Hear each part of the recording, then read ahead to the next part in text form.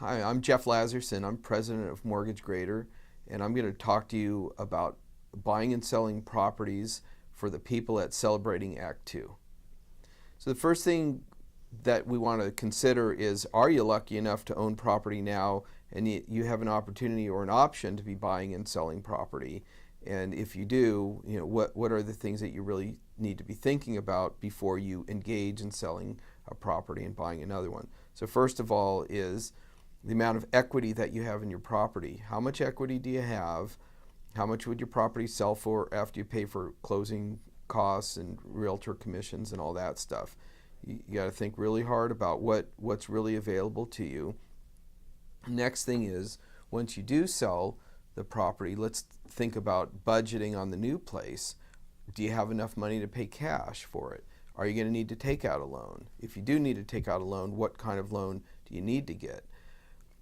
In the neighborhood that you're looking to go to, is it nearby your family and friends, your doctors, the amenities that you like?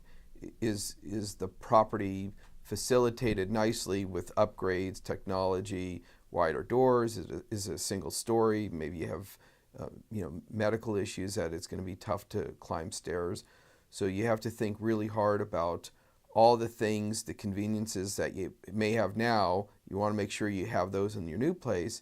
And all the things that you're missing now, you want to put that on the list of things that you're looking for on the next place you're going to buy. When you're selling the property, most importantly is you got to find a really good real estate agent. Interview several agents, I would say 3 for sure, and talk to them how they're going to find a buyer for you.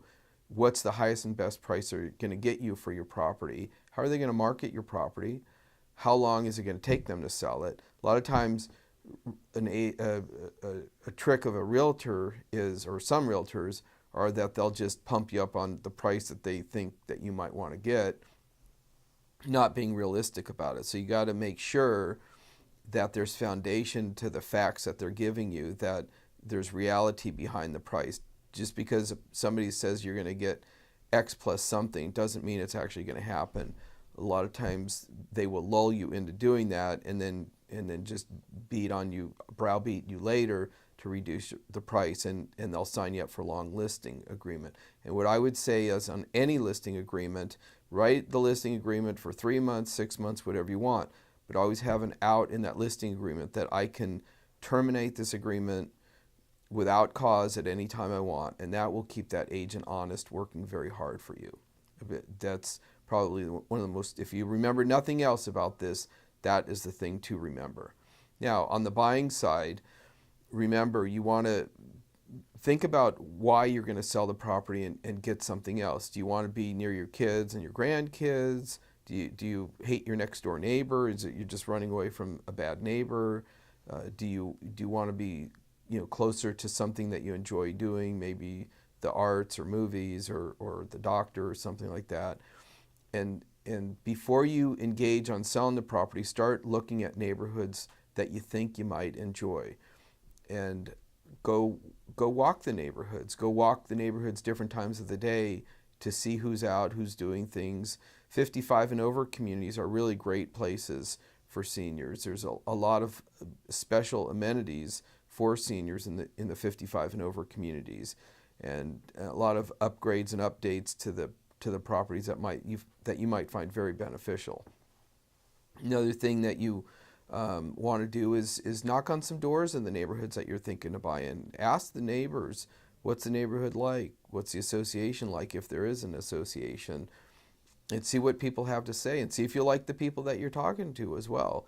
And especially once you find a property that you want, I always knock on the door of the next door neighbors on both sides, and if across the street, if there isn't across the street, to see who they are, and you get to decide whether you like them or not, or at least based on first impressions. Very, very important to do that.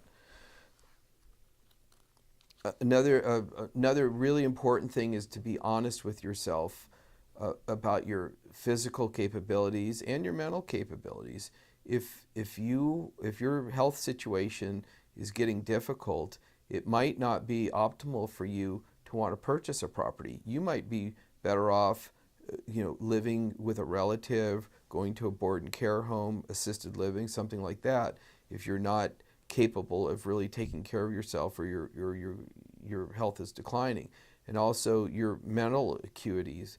If you have a situation, God forbid, that you're in the beginning stages of dementia or something like that, it's never going to be a good idea to buy or live by yourself. You have to think about these things, and don't be a burden to whoever your heirs are, or the people that are close to you. So think really hard about those issues. Be honest with yourself. If you're in good health physically and mentally, then do whatever you want.